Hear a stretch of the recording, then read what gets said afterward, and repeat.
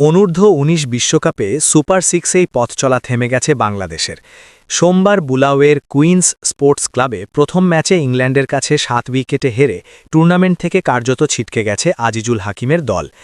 সেমিফাইনালের আশা বাঁচিয়ে রাখতে জিততেই হতো এমন ম্যাচে টস জিতে ব্যাট করার সিদ্ধান্ত নেয় বাংলাদেশ। তবে ব্যাট হাতে ব্যর্থ হয়েছে পুরোপুরি।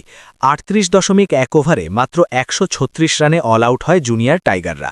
উল্লেখযোগ্য স্কোর বলতে রিফাত বেগের ৩১, আজিজুল হাকিমের ২০, আবদুল্লার ২৫ ও শারিয়ার আহমেদের ১৮ রান। ইংল্যান্ডের হয়ে ২৮ রানে ৩ উইকেট নিয়ে সেরা বোলার সেবাস্টিয়ান মর্গান, ২টি করে নেন রালফি অ্যালবার্ট ও ম্যানি লামসডেন। স্বল্প পুঁজি নিয়ে বোলিংয়ে শুরুটা খারাপ ছিল না বাংলাদেশের।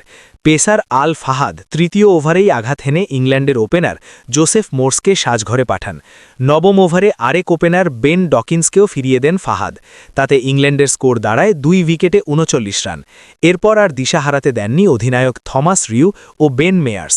তাদের ৭৮ রানের জুটি ম্যাচটা বাংলাদেশের নাগালের বাইরে নিয়ে যায়।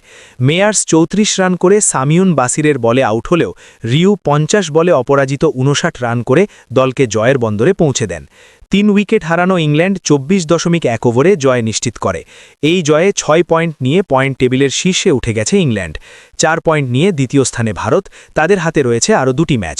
গ্রুপ পর্ব থেকে মাত্র ১ পয়েন্ট নিয়ে সুপার সিক্সে ওঠা বাংলাদেশ এখন গাণিতিকভাবে সেমিফাইনালের দৌড় থেকে ছিটকে গেছে।